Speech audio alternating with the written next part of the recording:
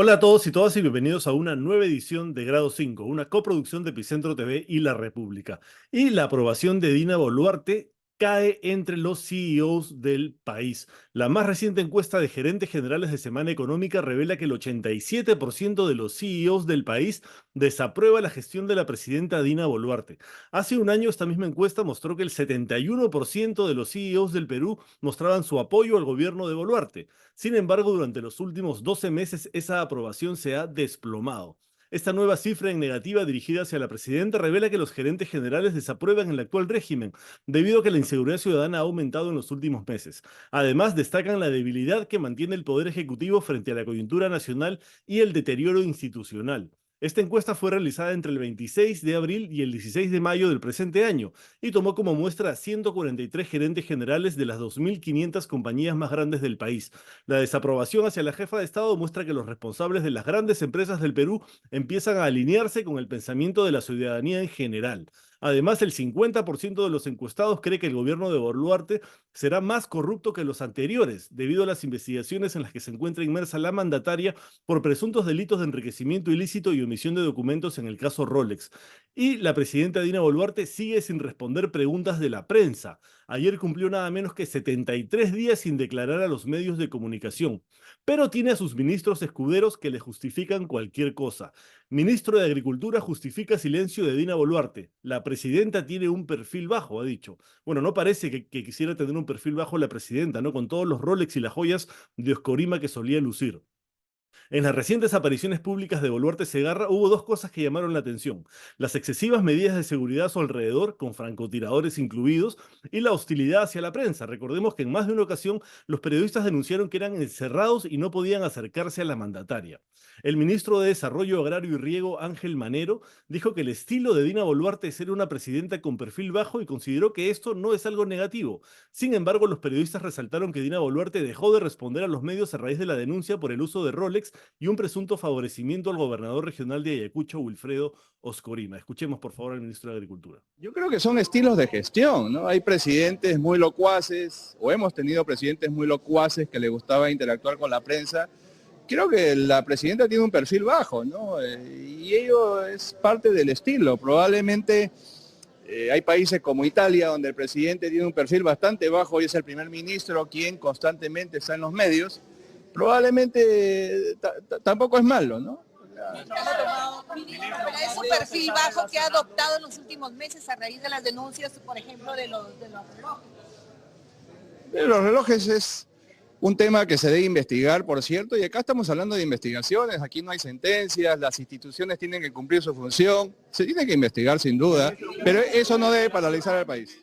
Bueno, el silencio de Dina Boluarte no tiene nada que ver con un estilo de gestión. No declara porque no sabe cómo responder las preguntas de la prensa. Ya lo ha demostrado en más de una oportunidad con sus contradicciones y mentiras, por ejemplo, en el caso Rolex. Todos recordamos esa conferencia de prensa en la que se enfureció y dio por terminada la ronda de preguntas cuando recién había empezado. Pero luego del ministro de Agricultura salió al frente otro de sus escuderos, su amigo personal, el ministro de Desarrollo e Inclusión Social. Julio de Martini asegura que Dina Boluarte declarará muy pronto y que puede ser antes de su viaje a China. De Martini aseguró en RPP que la presidenta Dina Boluarte declarará muy pronto y que probablemente sea antes de su viaje a China programado para este 23 de junio, o sea, para el domingo. Además, el titular del MIDIS culpó a los medios de comunicación del silencio de Dina Boluarte, quien lleva más de 2 meses sin declarar. En ese contexto dijo que la jefa de Estado ha desarrollado un alejamiento coyuntural. Escuchemos al ministro de Martini. ¿Cuándo escucharemos a la mandataria?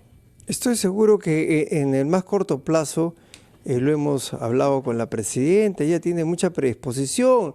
Lo que sucede, y ya lo hemos hablado anteriormente, es que no todos pues son periodistas responsables como ustedes y otros colegas.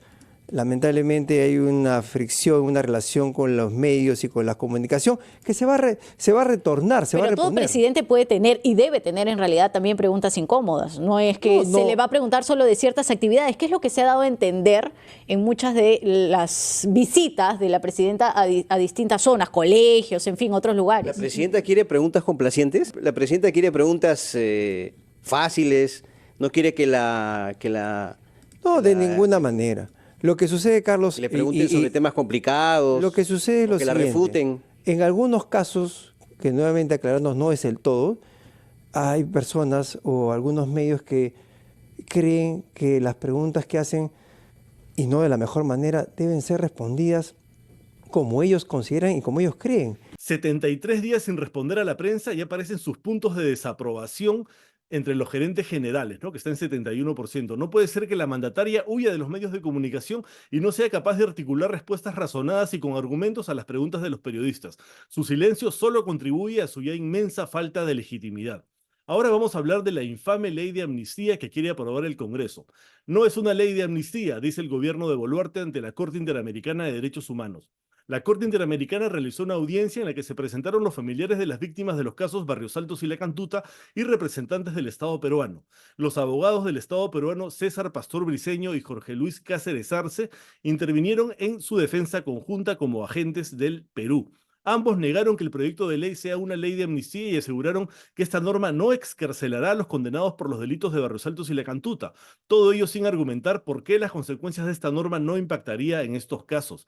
A lo largo de toda la audiencia, los representantes de Boluarte trataron sin éxito de desmarcarse de la ley de amnistía dada durante el gobierno de Alberto Fujimori, la cual tuvo que ser derogada. El representante de Dina Boluarte dijo que el gobierno no va a mover un dedo ni una palabra frente a esta ley que se encuentra en proceso de aprobación en el Congreso con el argumento de que el Ejecutivo respeta la separación de poderes. Al ser consultado sobre el impacto que tendría esta ley de ser aprobada, Pastor Briceño trató de minimizar las consecuencias señalando que es un proyecto de ley que aún está en etapa preliminar, pues falta una segunda votación. También recalcó que no es parte de la tradición parlamentaria que se produzcan segundas votaciones en la comisión permanente. La jueza de la Corte Interamericana, Nancy Hernández López, que es la presidenta además de esta entidad supranacional, terminó la audiencia recordando que sigue vigente la medida por la que se le requirió al Estado peruano que suspenda el trámite legislativo del proyecto de ley de amnistía hasta que la Corte se pronuncie sobre el fondo de la solicitud de medidas provisionales aún pendiente. Bueno, si usted se pregunta por qué el gobierno de Boluarte apoya una ley de amnistía para violadores de derechos humanos, quizás encuentre una respuesta en la siguiente noticia. Fiscalía identifica la cadena de mando militar en la matanza de Ayacucho. El 7 de junio, la fiscal provincial Mirela Coronel, del equipo especial de fiscales para casos con víctimas durante las protestas sociales, identificó plenamente a los integrantes de la línea o cadena de mando responsable de la actuación de las tropas el jueves 15 de diciembre de 2022, cuando 10 ciudadanos fueron abatidos a tiros por el ejército peruano durante la represión a las protestas contra el gobierno de Boluarte en Ayacucho. Por no haber intervenido para terminar con los disparos, la fiscal imputa el presunto delito de homicidio calificado por omisión impropia a los oficiales de alta graduación que fueron parte de la línea de mando. El reglamento indica que en situaciones de estado de emergencia, la línea de mando es el jefe del Comando Conjunto de las Fuerzas Armadas, o sea, el general de división Manuel Gómez de la Torre. Le sigue el ministro de Defensa Alberto Tarola Peñaranda y en la cima está el presidente de la República, en este caso la señora Dina Boluarte, quien dijo que acá no tuvo mando ni comando, lo cual es mentira.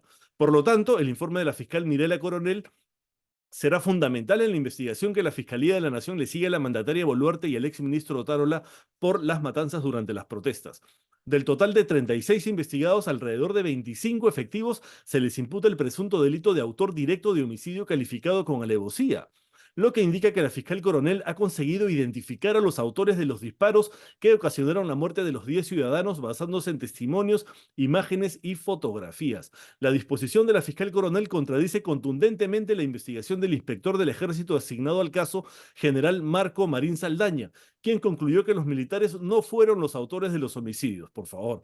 Luego de presentar su informe, el gobierno designó a Marín como agregado militar en la Embajada del Perú en Washington, o sea, lo premiaron por limpiar a los militares.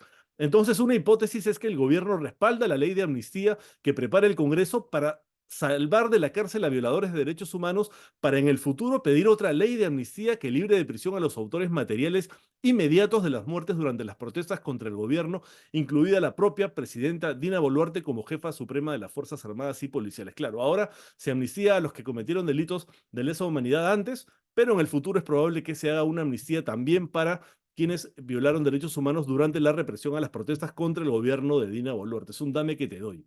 Bueno, ahora vamos a ver dos entrevistas del programa Hablemos Perú que conduce Anuska Buenaluque. Una con la periodista de Ayacucho, Rosario Romaní, sobre la cercana relación entre Oscorima y la presidenta Boluarte, que se mantiene a pesar de todos los deslindes y hasta amenazas de marchas hechas en público, porque en privado la cosa parece ser muy diferente. Y otra con el periodista de Huánuco, Lincoln Díaz, sobre el ex congresista Guillermo Bocángel, uno de los Avengers de Kenji Fujimori, Fujimori, quien pese a que fue sentenciado por corrupción e inhabilitado por 18 meses, está atornillado al rectorado de la Universidad Nacional Herminio Valdizán. Veamos las entrevistas. El gobernador de Ayacucho, Wilfredo Scorima, ha generado controversia al anunciar en su momento una marcha contra la presidenta Dina Boluarte si no se asignaban más de 1.000 millones para proyectos de inversión pública en la región para el 2025. Sin embargo, sus continuas visitas a distintos ministerios y su estrecha relación con el gobierno indican que no hay una ruptura con la presidenta. Todo parece ser una burda estrategia para limpiar su imagen tras el escándalo de los Rolex. Aquí el informe que le hemos preparado para Hablemos Perú. Vamos con el informe de Rosario. Encabezaré las marchas por el pueblo. Hace 3 semanas, el polémico gobernador de Ayacucho, Wilfredo Scorima, desplegó una de sus tácticas habituales al amenazar con marchar contra la presidenta Dina Boluarte si no obtenía más de 1.000 millones de nuevos soles para proyectos de inversión pública en la región para el 2025. Este anuncio tuvo lugar durante su primera audiencia pública del año, celebrada en el sur de Ayacucho, a la que también trasladó a su séquito de seguidores, muchos de ellos empleados del gobierno regional, dispuestos a respaldarlo en todo momento con sus aplausos. ¿Era esto una ruptura de alianza con la presidenta Dina Boluarte, a quien Scorima ha admitido haberle prestado relojes Rolex y joyas? Todo sugiere que no, dado su comportamiento posterior a las denuncias sobre los regalos de lujo. Entre el 1 de abril y el 13 de junio del año en curso, Scorima visitó los ministerios hasta en 26 oportunidades, 12 en abril, 9 en mayo y hasta el momento en lo que va de junio ha visitado en 6 oportunidades. Curiosamente, 2 días antes de su audiencia del 24 de mayo, donde hizo el anuncio de la marcha, estuvo en el Ministerio de Desarrollo e Inclusión Social. Por si fuera poco, el mismo 27 de mayo que los medios informaban sobre su posible ruptura de alianza con Boluarte, el gobernador acudió a la presidencia de Consejo de Ministros y al Ministerio de Educación. En los días siguientes, es decir, entre el 28 de mayo y el 13 de junio, Scorima continuó con sus visitas. Estuvo 3 veces en presidencia de Consejo de Ministros, 2 meses en el Ministerio de Economía y Finanzas, en el Midagri, en el Ministerio de Transportes y Comunicaciones y en el Ministerio de Energía y Minas, demostrando su estrecha relación con el gobierno. Esta evidencia desmentiría cualquier posible ruptura de alianza con Boluarte y menos marcha alguna. Un comportamiento que, a la luz de sus antecedentes registrados en sus 2 primeras gestiones, sugiere que más bien fue una estrategia burda de Scorima, posiblemente para tratar de limpiar su imagen tras el escándalo de los Rolex. Queda demostrado que Scorima tiene más giros que un trompo, pero al final su anuncio de marcha podría ser solo un globo de ensayo. Bueno, ha quedado completamente claro en el informe eso de luna de hiel, nada, siguen de luna de miel y el gobernador regional de Ayacucho sigue jugando a todos los cachetes. Pone huevos en todas las canastas. ¿Cierto? Rosario, por un lado, dice yo me inmolo por el pueblo para tener cercanía con la presidenta y así recibir obras, pero por otro lado, luego con el roche de los Rolex, dice, no, tengo que tomar distancia. Y total que, bueno, están de luna de miel. Hay mucha información que tiene Rosario y que en próximos programas sacaremos, Rosario. Así es, efectivamente, solo para decirle a la población del Perú que este tipo de actitud para Ayacucho no es nuevo. Este tipo de actitud ha tenido siempre, por lo menos en sus 2 primeras gestiones. Así que para nosotros eso no es una novedad, es sencillamente parte de su estrategia que siempre ha sabido utilizar. ¿Cuál es su estrategia, Rosario? Es lo que hemos visto, anunciar, amenazar, ¿no? Solo con el fin de decirle a la población, miren, estoy haciendo, miren, no tengo ningún tipo de alianza, ¿no? Cosas de esa magnitud. En el caso, cuando amenazaba, por ejemplo, a los periodistas, agarraba ese tipo de espacios para amenazar y decir una serie de versiones en términos de dejar, digamos, mal al mensajero. Bueno, que no se preocupe el señor Escorima porque tenemos todo el tiempo y toda la información del mundo, ¿no? Además ahí está, y hay muchísimo más. Rosario Romaní. Gracias, Rosario. Ahora nos vamos a Huánuco, porque ¿qué pasa? De Avenger, recuerdan los Avenger, este grupo de congresistas fujimoristas que hicieron un grupo con Kenji Fujimori, con el hijo de Alberto Fujimori, con Kenji, en contra del resto de la bancada. Bueno, pues uno de ellos, uno de los más honorables, uno de los más sobresalientes. Avenger, así es, el señor Guillermo Bocángel. ¿Qué está pasando con el señor Guillermo Bocángel? Guillermo Bocángel era Iron Man en los Avengers. Entonces, de Iron Man ha pasado a estar sentenciado por corrupción. Guillermo Bocángel ahora se entornilla en el asiento del rectorado de la Universidad Nacional Emilio Balizán y se resiste a cumplir la sentencia que lo obliga a estar inhabilitado por 18 meses de la función pública y por la ley universitaria a ser vacado de su cargo. Hemos preparado un informe. Tenemos el informe para que ustedes vean que, sigue con los mismos modos y maneras. Vamos con el Avenger Iron Man. Desde el 9 de enero, el excongresista fujimorista Guillermo Bocángel se ha mantenido como rector de la Universidad Nacional Hermilio Balizán, pese a que la Corte Suprema lo condenó por negociar votos para evitar la vacancia del expresidente Pedro Pablo Kuczynski cuando era parlamentario por Fuerza Popular. Dicha sentencia lo inhabilita para ejercer cargo público por 18 meses, y la ley universitaria le prohíbe seguir en el cargo por tener una sentencia condenatoria firme por delito doloso. Un profesor principal de esa universidad ya le pidió a Bocángel que deje el cargo de rector.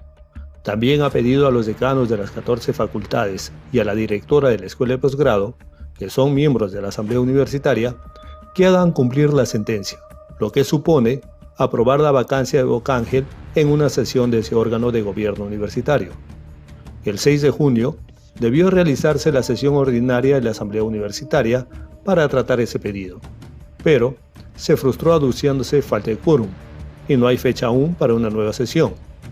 El presidente de la Junta de Fiscales Superiores de Huánuco, Rodolfo Vega Villán, confirmó que un fiscal ha iniciado investigación en contra de Bocángel por supuesto ejercicio ilegal del cargo de rector. La Sala Penal Permanente de la Corte Suprema de Justicia declaró culpables del delito contra la administración pública, tráfico de influencias en agravio del Estado, a los excongresistas fujimoristas Kenji Fujimori, Bienvenido Ramírez y Guillermo Bocángel. Los autodenominados Avengers fueron condenados a 4 años y 6 meses de pena privativa de la libertad, suspendida por el plazo de 4 años, debiendo cumplir reglas de conducta y pagar solidariamente 500.000 soles de reparación civil. Pero nada de esa sentencia se ha cumplido hasta ahora. O sea, se niega porque se niega. Tiene una sentencia en segunda instancia y además de la sentencia tiene una inhabilitación y se niega. ¿Cuál es su argumento para negarse a dejar nada menos que el rectorado de la universidad? Mira, Anuncia, en la UNEVAL ya hay un antecedente de alguien que, estando sentenciado, ha sido protegido para no ser destituido, porque la sentencia obliga, más allá de la vacancia, la destitución de la institución. Pasó con un asesor legal de la universidad hace algunos años atrás.